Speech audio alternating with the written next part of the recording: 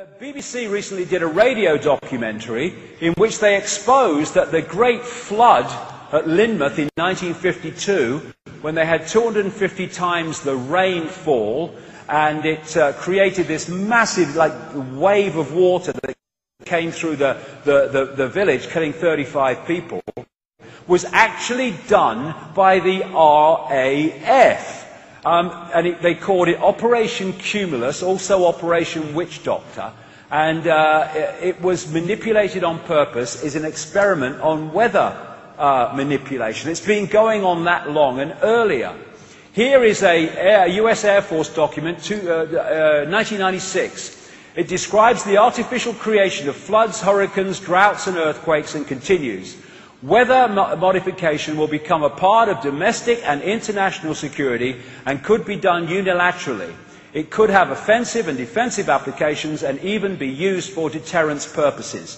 The ability to generate precipitation, fog, storms on Earth, to modify space weather, and the production of artificial weather all are part of an integrated set of military technologies. Now, of course, most people will now be bloody aware, my God, were we bombarded this year or what, with chemtrails, not contrails which disappear, condensation trails, chemtrails that don't disappear if they come out the back of these bloody aircraft. They stay around and they come out and eventually drop to the earth, and they have strontium, they have aluminium, they have barium. It's acidifying water, it's acidifying the land, and it is causing tremendous impacts on human health, cumulatively, again, the coal. But it's doing something else.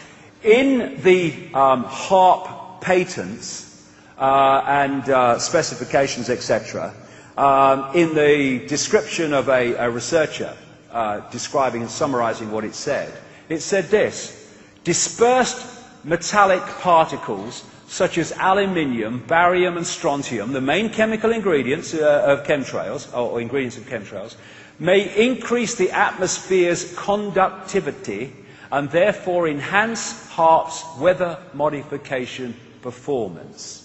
So it's doing that as well. So where am I going with this? Well, I'm going here. Dr. Richard Day, 1969, the weather will be modified and used as a weapon of war to create drought or famine. A weapon of war against who? In Agenda 21 terms, a weapon of war against the small farmers, landowners and growers of the world, not least in America. We have had in America this massive drought this year, which has devastated small independent farmers and growers. Of course, the big bloody corporations can cope with it, got unlimited bloody funds when they're part of the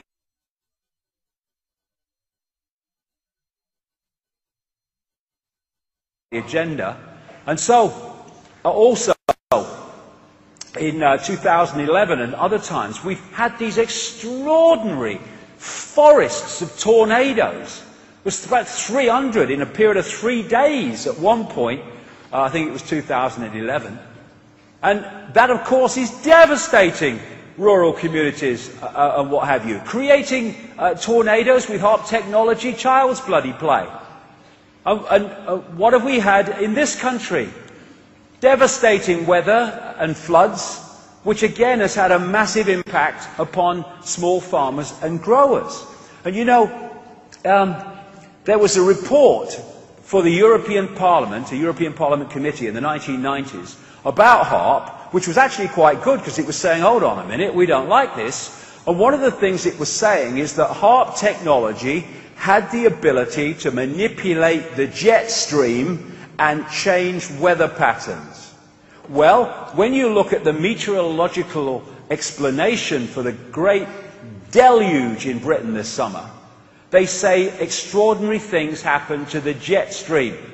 And instead of going away and taking, dropping some and going off into Europe, it basically started doing this, which is why we got the bloody lot.